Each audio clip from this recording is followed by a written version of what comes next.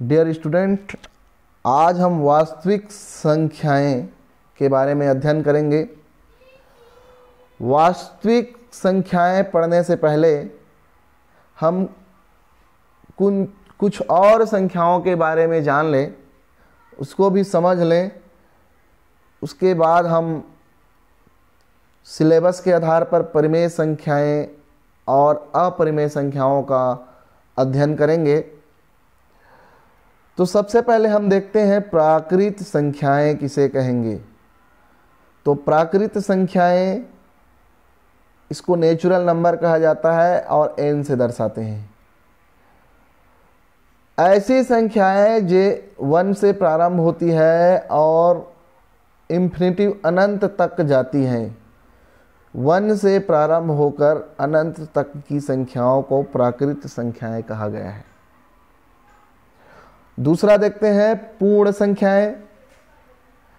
इसको whole number या फिर कंप्लीट नंबर के नाम से भी जानते हैं। इसको W से दर्शाते हैं या फिर कैपिटल C से भी दर्शाते हैं।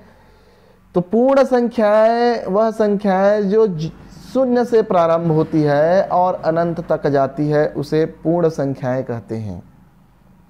आगे देखते हैं पूर्णांक संख्याएं। इसको इंटीजर नंबर भी कहा जाता है और I से दर्शाते हैं, कैपिटल I से। पूर्णांक संख्याएं जो पीछे की तरफ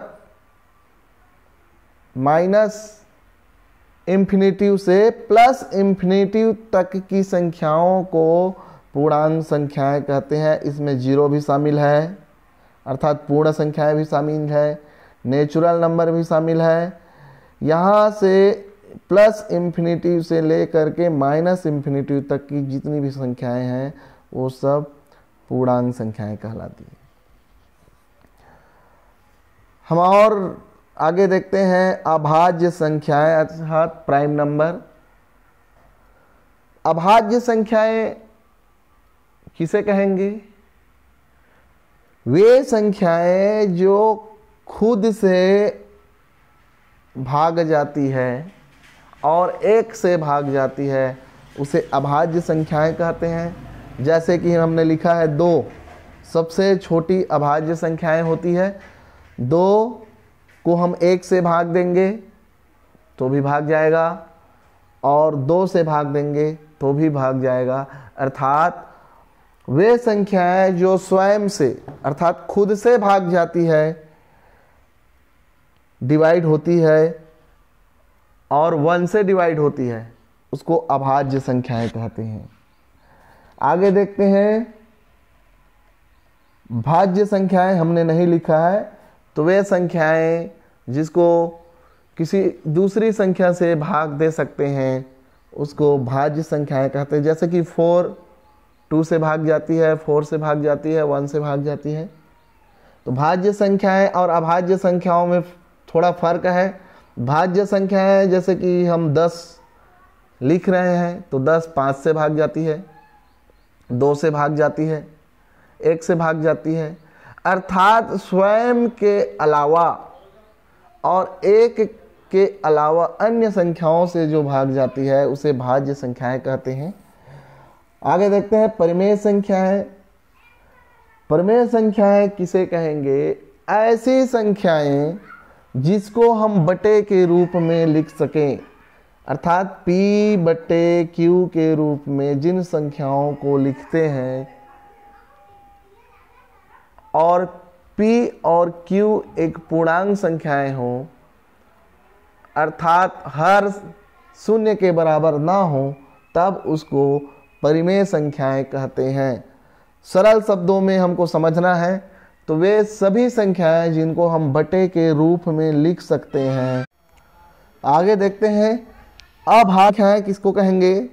वे संख्याएं जिसको हम वर्गमूल के रूप में लिखते हैं, अर्थात जो अशांत और अनावर्ती हो।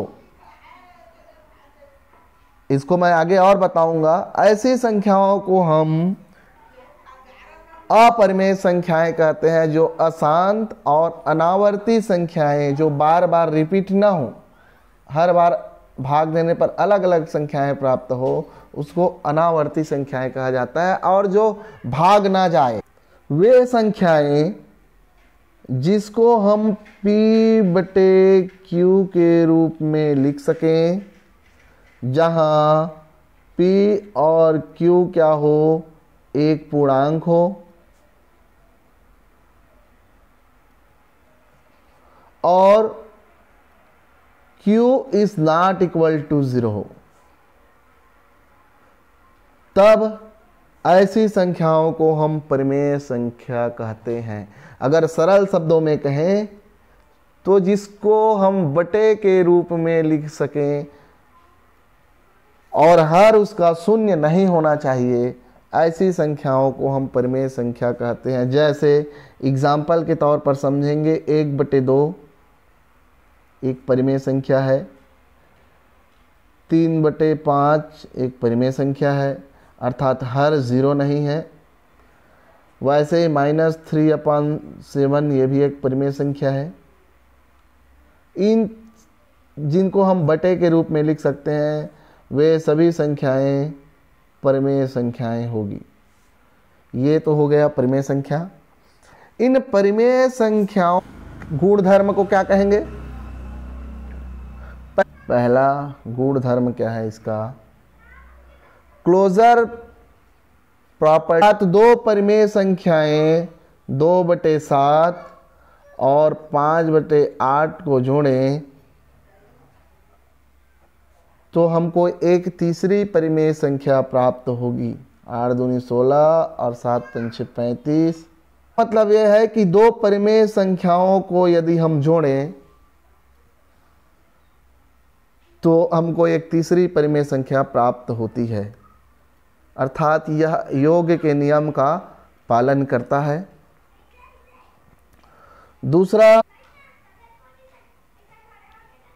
दूसरी परिमेय संख्या को घटाएं तो हमको एक तीसरी परिमेय संख्या प्राप्त होती। 5 × 4 ऋण 3 × 9 बटे 9 × 4। कहने का मतलब है 5 × 20 ऋण 9 या 27 बटे 36।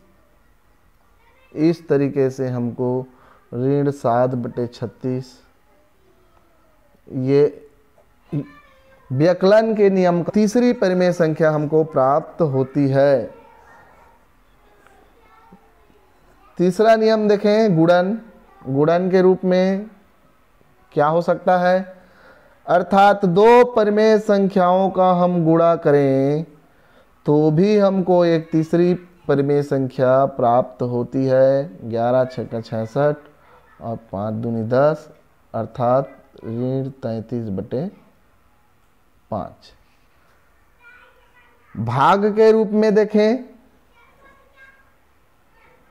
भाग के रूप में क्या?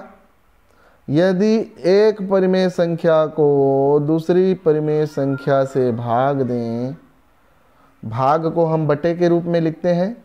2/3 पूरे का भाग 7/8 ऐसा लिखते हैं। तो इसको समझने के लिए आप क्या करना, 1/2 3/4 1 2 3 4 को याद रखना। जब ऐसा रहता है तो 1/2 को पहले लिख देंगे और चौथा ऊपर चला जाता है, तीसरा नीचे। इस फार्मूला को याद रखना। तो ये हो जाएगा 2/3 8/7। तो 8 दूनी 16 और 7 या 21। अर्थात दो परिमेय संख्याओं को आपस में घटाएं तो हमको एक तीसरी परिमेय संख्या प्राप्त होती है, अर्थात ये भाग के नियम का पालन